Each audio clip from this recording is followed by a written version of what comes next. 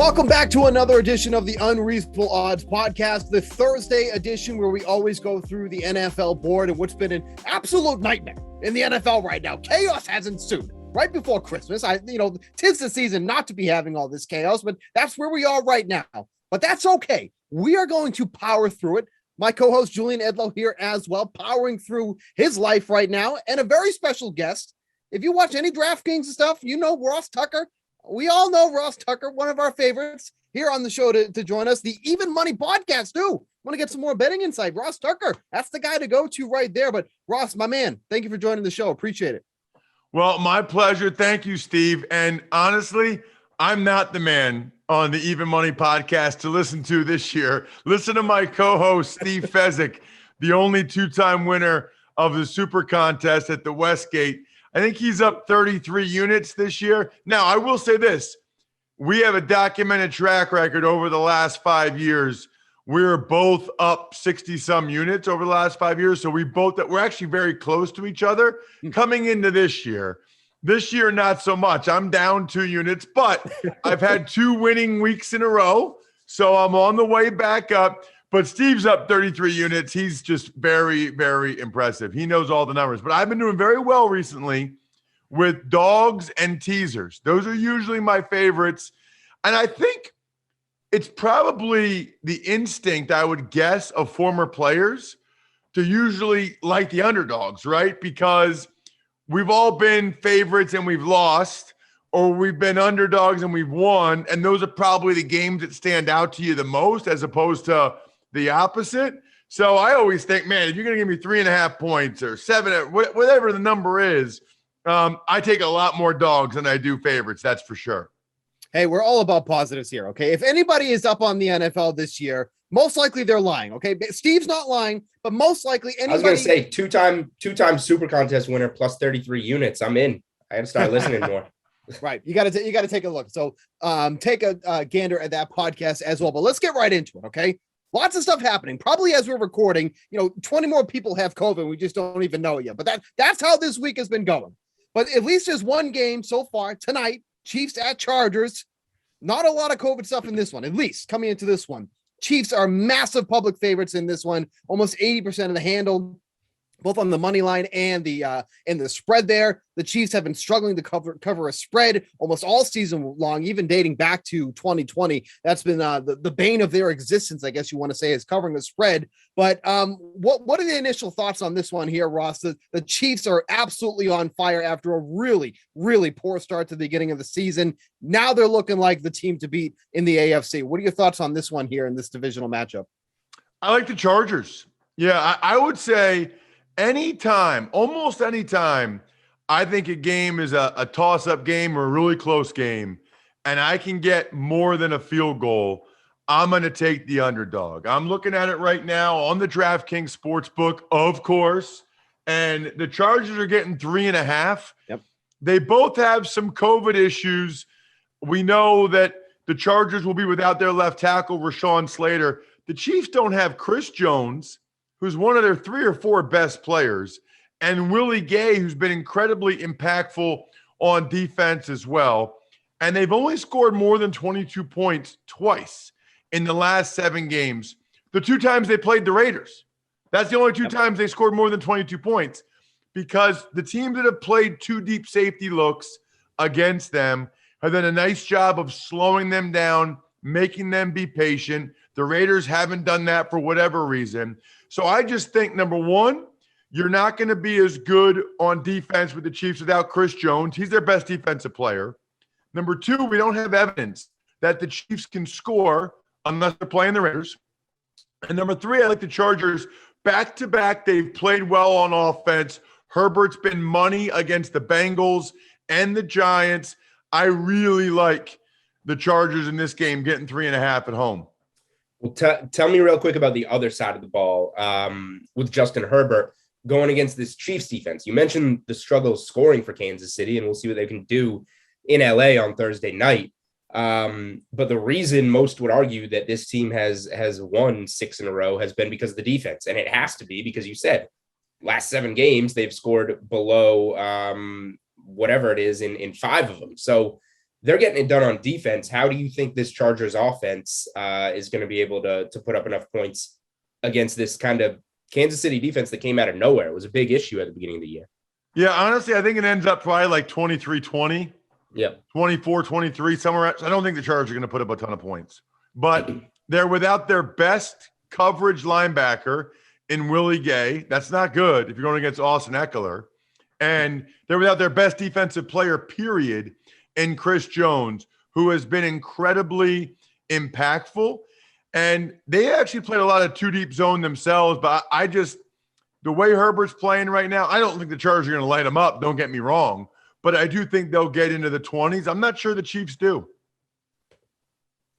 You know, we have these games on Saturday, and obviously the Saturday games have been the ones that have been most impacted by COVID. More specifically, talking about the Browns, who are down so many players here. I don't even think it's worth talking about this game here, just because there's still so much that we don't know yet coming into this game. But go ahead. Yeah, here's what I would say, Steve. Two ideas, right? You either just stay away from the game until the inactives come out, and then decide whether or not you want to make a play. Or, you know, for some of these games the next few weeks, if you feel like you have a good feel for what's going to happen on the COVID situation. I'll give you an example, okay?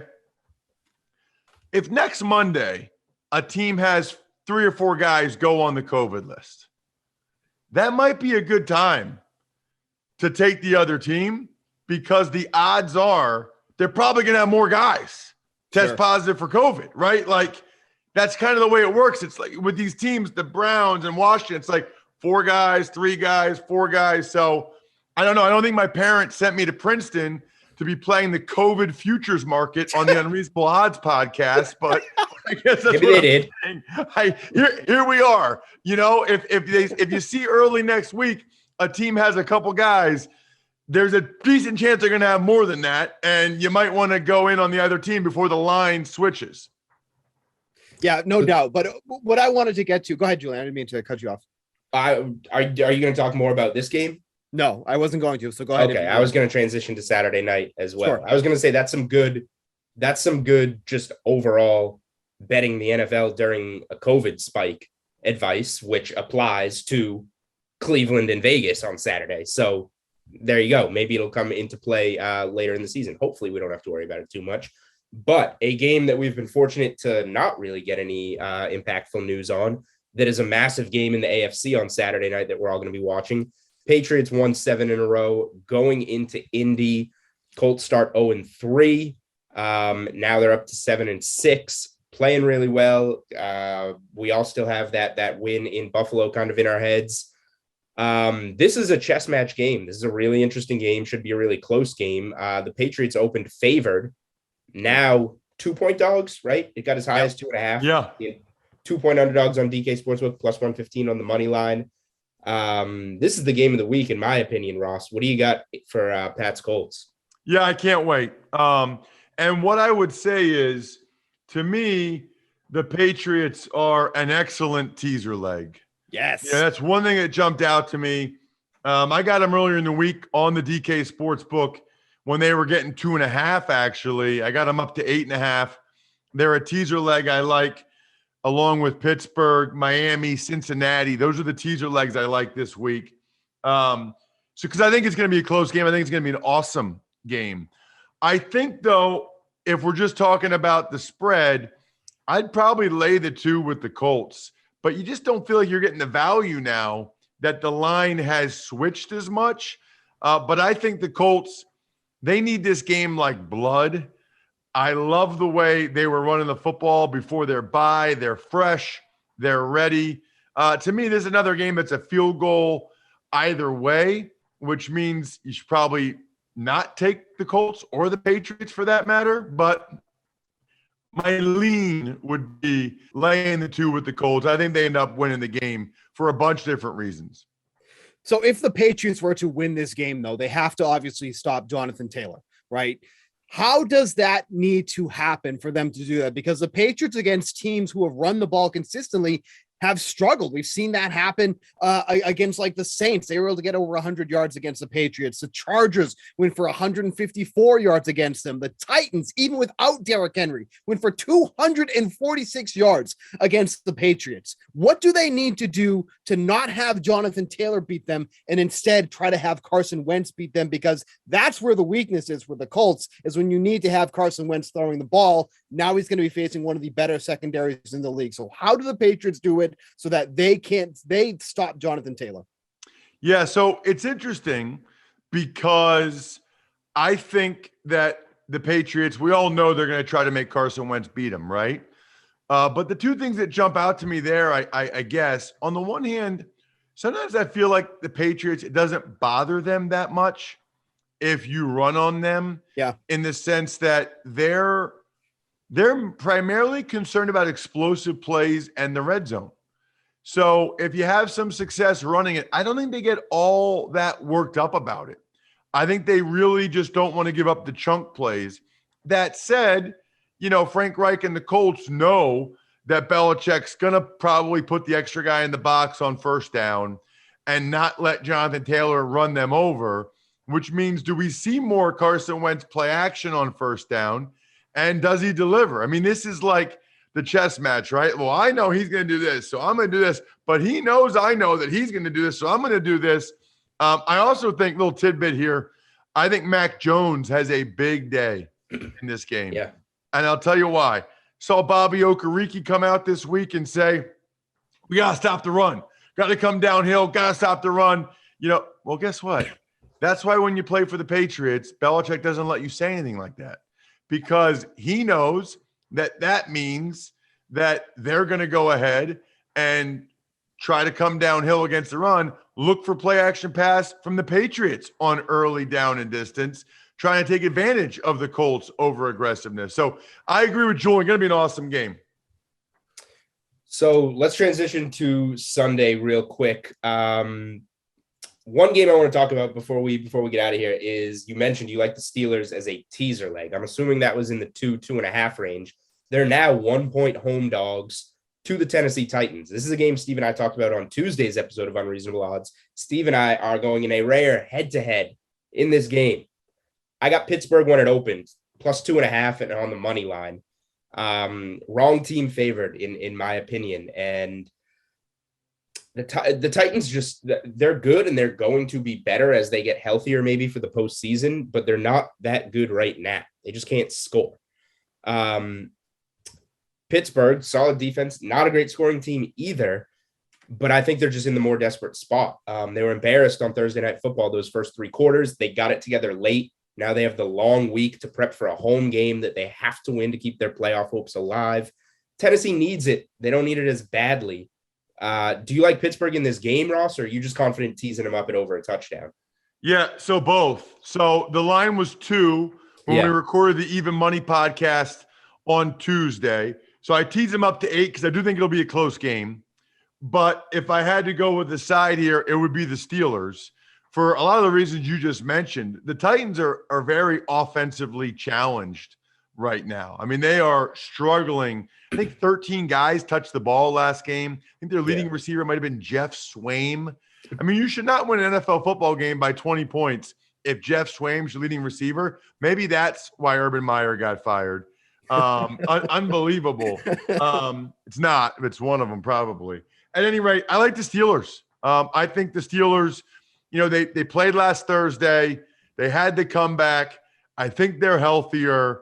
But I also really like the under in this game. I don't play a lot of totals, and I know 43 is a low number, but I don't know. I mean, this might be a game where neither team gets to 20. I mean, I was looking at it too. I'm like, this feels like 20-17 to me. Yeah. 21-16, something like that. Yeah. So I actually think where things are right now, my favorite play in that game would be the under 43. Or you could tease Pittsburgh up and tease the under and get it all together. Hey, you said you don't tease totals. Don't start throwing that out there now. I don't. I very rarely do. I think I've teased one total this season. I'm a man of my word. There is for everything, there are exceptions. Fine. All right. Ross Tucker from the Even Money podcast. Before we get you out of here, we're going to switch over. Bowl season starts Friday at noon on the East Coast, the Bahamas Bowl. But that's not the one we're going to talk about. We're going to go to the college football playoff. We're going to talk about the real stuff right here. My wife doesn't know that these games are on New Year's Eve yet, and she's going to be very disappointed when I'm in front of the TV all night. We got Cincinnati, Alabama, Bama, 13.5-point favorites in that one. And then the nightcap, Georgia. This just switched on DraftKings Sportsbook. It was 8. Georgia's now even money, laying 8.5 against Michigan. Snuck in there by beating Ohio State and winning the Big Ten. Let's start with the early game. Cincinnati gets in. What do you got on Cincinnati, Alabama? I assume you got Alabama winning, but 13.5. Yeah, by the way, I don't like that these games are on New Year's Eve at all. And I already told my wife she wants to go to some country club thing. I'm like, that's fine. I'll be at the bar at the country club watching the TV. I'm going to be asked about these games all week the next week. Like, I can't not watch the game. Right. So you can do whatever and talk to the lawyer and the doctor. I don't care. I've met them before. I will be watching the TV in the bar. And I like both dogs. Really? And maybe this is my SEC bias. I don't know. But Cincinnati has some legit dudes. Like, this is the thing people don't realize about Cincinnati. Their corners are 2 of the top 10 corners for the NFL draft. Their D-end is a day 2 pick. Their quarterback's a day 2 pick. Like, this is not a group of 5 team that doesn't have the horses. They have a lot of horses at key quarterback, edge rusher, and your 2 corners. That's pretty good. Bama loses Mechie. That hurts. Yeah. So I like Cincinnati in the point. I'm sure Alabama will win the game, but 13.5 points is a lot. I mean, I saw with my eyes Cincinnati beat Notre Dame by 2 scores. And I saw last year's, was it Peach Bowl, where Cincinnati should have beat Georgia. And by the way, that Georgia team is the exact Georgia team is playing this year. It's all the guys that were coming back this year. And Cincinnati should have won that game. So I like Cincinnati in the points quite a bit.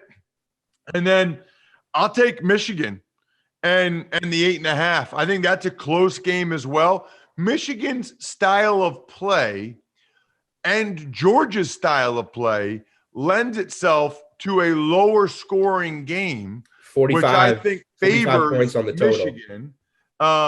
There's a reason why the total is 45, which is low in college football, but Michigan's DNs are awesome. Their defense is good. They're going to try to pound Georgia. I don't know how that'll go. I think Georgia wins a close one, but Georgia's not lighting the world on fire offensively these days. So I would take the points there as well. I guess you could tease. I have never even done college teasers, but you could tease Georgia.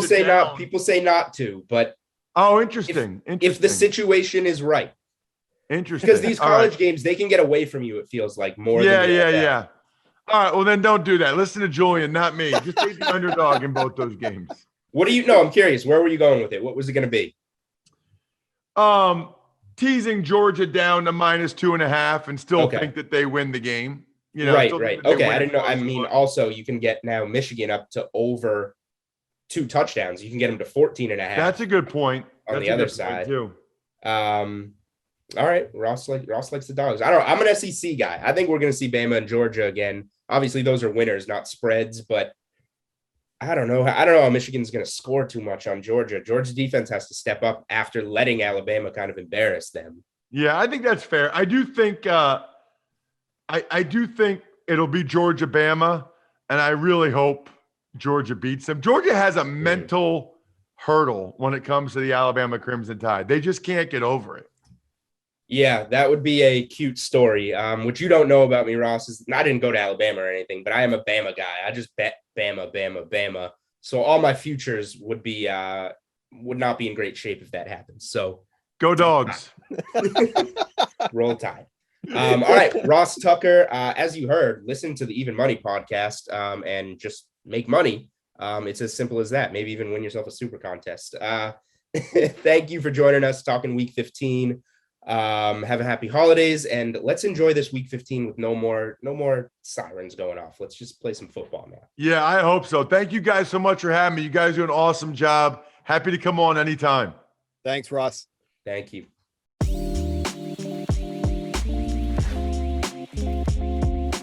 All right, thanks to Ross Tucker from the Even Money podcast for coming on and giving some insight. Always good to get insight from an actual NFL player. We're just a couple of dopes sitting in our houses throwing out bets out there. You can actually hear somebody who played the game talk about it a little bit there. So nice to get some insight on that. Make sure to check out the Even Money podcast as well. Julian, like we said earlier with Ross, this week has just turned into an absolute nightmare, just trying to keep up with the news on who's in and who's out. Lines obviously drastically moving back and forth. I mean, even the news with Jalen Waddle, who is tested positive for COVID, moved the Dolphins line a little bit there in a game they should still easily win against the Jets. But I mean, that's just kind of the state of the sport right now. Coming up with a best bet feels a bit dangerous because we're still, 3.5 days away from Sunday. At this rate, it feels like anything can happen at that point. But at least as of Thursday, for something you want to place today, do you have like a certain lean on any games? Obviously the Patriots game is one of your best bets for this week, but go ahead. Before we go to that real quick, I just want to finish talking about Thursday night because we talked a little bit about it with Ross and he likes the Chargers. I said on Tuesday and put on Twitter on Tuesday, I took Chiefs -3. I think the Chiefs keep rolling and I think it's a revenge spot for the first game. No home field advantage for LA. If you are someone that likes the Chargers in this game outright, don't bet them in the game. I would probably bet them 225 to win the division. And I'm somebody that has Kansas City -110 to win the division pretty big. So I may hedge a little. If the Chargers win this game, so the Chiefs finish with Pittsburgh, at Bengals, at Broncos. If the Chargers win this game, they might finish the season 12-5 and win out their last 4. Yeah. They have the Texans, Broncos, and Raiders. Just worth considering. Just when I was scanning through the futures market, maybe some Chargers division. I hope not, because I want the Chiefs -3 to hit and I want Chiefs division to hit, but just something to talk about. Yeah, the Chargers schedule is just, an absolute cupcake schedule after this game, really. Whereas the Chiefs, like I said, Steelers, Bengals, and Broncos, winnable games, but a much tougher schedule than the Chargers have here. So this is a huge game for the Chargers. Like I don't want to say their season hinges on this, but at least their division hopes kind of hinge on this one here. So it's it's a really big game for them there. So I'm with you. I think that's a great piece there. I love using the Chargers in teasers, getting them up to 9.5. I think that's a really, really great number against a team that struggles to cover to begin with. So now getting them just under double digits at 9.5 is a good spot. Pair that right with the Patriots, getting them up to 8, or if you were able to get 8.5 too, even Ross mentioned a good teaser piece there too as well. With the way some of these lines have moved, there's a lot more teaser legs than even as of this morning. Like even the Cardinals are up at -12, get them at -6 now against the Lions. Great line against the Lions. They should absolutely go ham on them by over a touchdown. Go ahead. You want to say something? No, go ahead. So getting the Cardinals down to -6, and then he even brought up the Bengals. I don't know, man. Like, do they really need to be underdogs against the Broncos? Like, this is how I felt about the 49ers. That didn't work out well. But I don't know. Like the Bengals, I mean, I get they're on the road against the Broncos, but I don't know. Should they be 2.5 dogs in this spot? Like I look at that and I go, I like the Bengals. Yeah. I do like the Bengals, especially at the 2.5. 2.5 is key for me if you're going to tease a dog. Yeah, of course. Getting everything through a 1-possession game. You did ask me best bet. I don't know if I have a best bet. Everything I bet is pretty even level confidence, except for my Browns Dolphins money line parlay, which is now in shambles. Yeah. I just need to get lucky and have the Browns get through there. My best bet, honestly, Steelers +2.5, which is gone. So I'll say Steelers money line. I think I like the Steelers the most this week, but it's a pretty even board for me. No big play, all pretty leveled off. Real quick too, since we started recording, that Eagles line continues to just Washington added more play. I think it's like 12 or 16 COVID players now. Yeah, that's what it is too. But this is incredible. This just goes to show, how much COVID is ravaging the league right now. A week ago, the Eagles were 2.5-point favorites. They're sitting at 10 right now between COVID. 10? It is 10 now. Yep. Oh God. All right. I saw the 7. Wow. 10. Oh no, it is. That's why I was saying it. Since we started recording, this line has just been a rocket ship. So line is 10 now for the Eagles, who are not exactly healthy themselves. We don't even know who's starting under center in this game. And that's a non-COVID thing. That's Jalen Hurts dealing with a high ankle sprain. So it's either Jalen Hurts, who is taking first team reps, but doing that alongside him, is Gardner Minshew, who looked fantastic last week, but I've fallen into that trap before, the Gardner Minshew trap. He shows off, well one week, and then, no, even the Jaguars don't want him anymore, but the Jaguars don't want anybody apparently. But yeah, -10 now for the Eagles.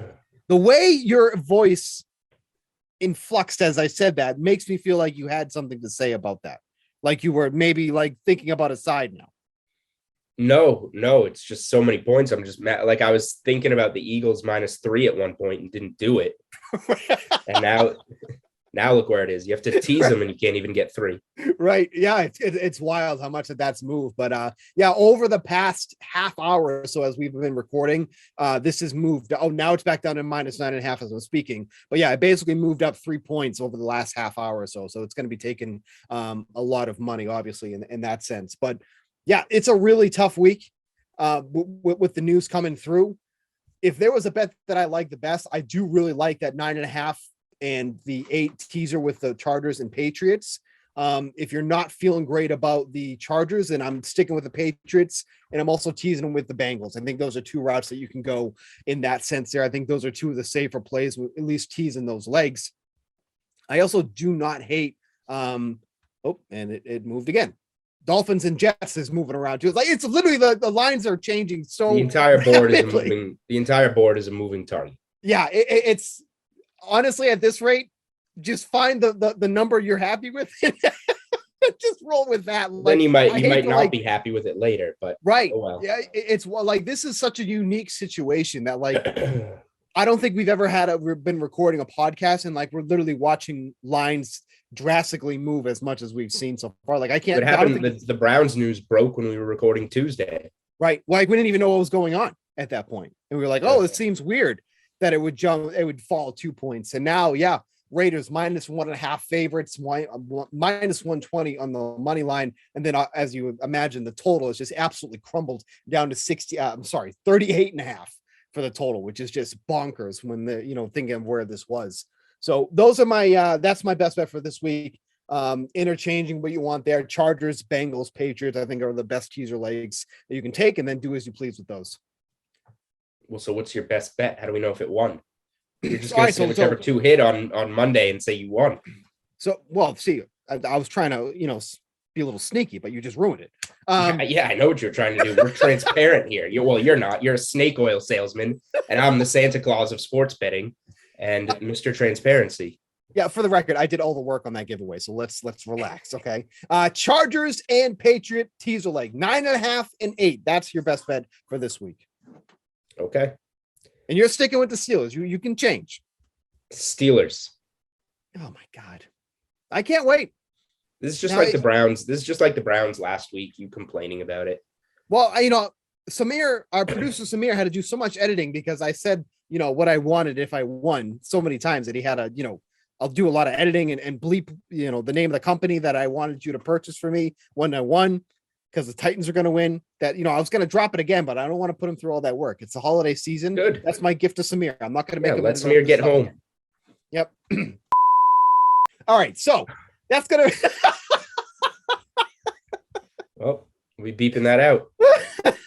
Sorry, Samir. All right. Any closing thoughts on this disaster of a week 15? Yeah, so I don't know if I'm going to bet any bowl games over the weekend, so I can probably save those for Tuesday, and I've been putting some stuff out on Twitter. My 2 leans, if I do bet anything, BYU against UAB is a huge mismatch on Saturday afternoon. It's just, is BYU, who was ranked as high as 13th during the season, are they motivated to win this game and prove that they shouldn't be playing this early in bowl season against a team like UAB, or do they just not care and they're going to pack it in? If they're going to try getting them at -6.5, maybe lay the 120, get them under a touchdown, I like that. And Saturday night, Marshall was higher, but the +5 against ULL. Louisiana Lafayette probably doesn't care about this game as much. They're local to New Orleans. It's a New Orleans night game. They're partying all week. Marshall's here to win. I would take Marshall +5. College basketball, there's not a big game, but there's a game I have circled on Saturday night. Baylor goes to Oregon. Oregon stinks. I've been fading Oregon a lot. They get blown out when they play good teams. If this thing is anything like 10 or better, I'm not sure. I haven't done the capping yet. I don't know. It could be 12, 13. Like, I don't know what it's exactly going to be. I'm probably going to lay a lot of points with Baylor. at Oregon in a road game on Saturday night, and I do not mind whatsoever. The next 2 weeks, I think we're doing one show a week. Is that correct? We should announce that. Yeah. Tuesdays only. Tuesdays the 21st and Tuesdays the 28th will be the last two unreasonable odds of 2021. So we'll be doing one show a week for those ones. We'll be doing those on Tuesday, so there will not be Thursday shows. So just be aware of that. Mark your calendars. Tell your families that there will not be a release on Thursday. So we will get you all the info we possibly can on Tuesday. But if this keeps up in the NFL, you know, the podcast might be useless by Tuesday evening at this point. So hopefully that doesn't happen. Hopefully things get a little under control. But that is what happens when you come up to the holidays, and that's going to be our schedule for that one. We'll be back to a normal schedule after New Year's Eve in the beginning of January, which is just a couple weeks away. Maybe we can do like a little wrap, like, you know, things we liked on the podcast, funny things that happened. And I think we do have something in the works. I think we have something in the works for before New Year's. Oh, I don't think you must have not been listening in our meeting. Maybe not. I'll have to think about that. Yeah. I'll have to go back and take. But after the new year, we'll still be coming at you twice a week, probably until after the Super Bowl. After the Super Bowl, we might take a little break. Yep. I will be taking a break because you'll be doing March Madness. I will not be participating. Well, right, but I'm talking in February. I think we're gonna take a break. I know I'm taking vacation. The Super Bowl's over, and then there's the NBA All-Star break. I'm taking vacation. You're not gonna see me. Maybe you and I should be taking a vacation. Yeah. And we're going to be doing that. Oh, the bets of us. That's right. Yes. Yep. That's right. I do remember that. Okay. That's going to wrap Tell up our listeners. Go ahead. We're doing a best of us. Bets to this. That's literally what I said. Yeah. So tell them about it. We're airing our grievances. And we're talking about different sports betting things throughout the year. Yep. So be looking forward to that. Okay, we're going to wrap it up. That's this week, week 15. Hopefully it goes well and better than the NFL's handling of COVID, but that's a different story. We'll be back next week to preview the week 16 board. Tuesday only is the only show next week. Until then, talk to you later.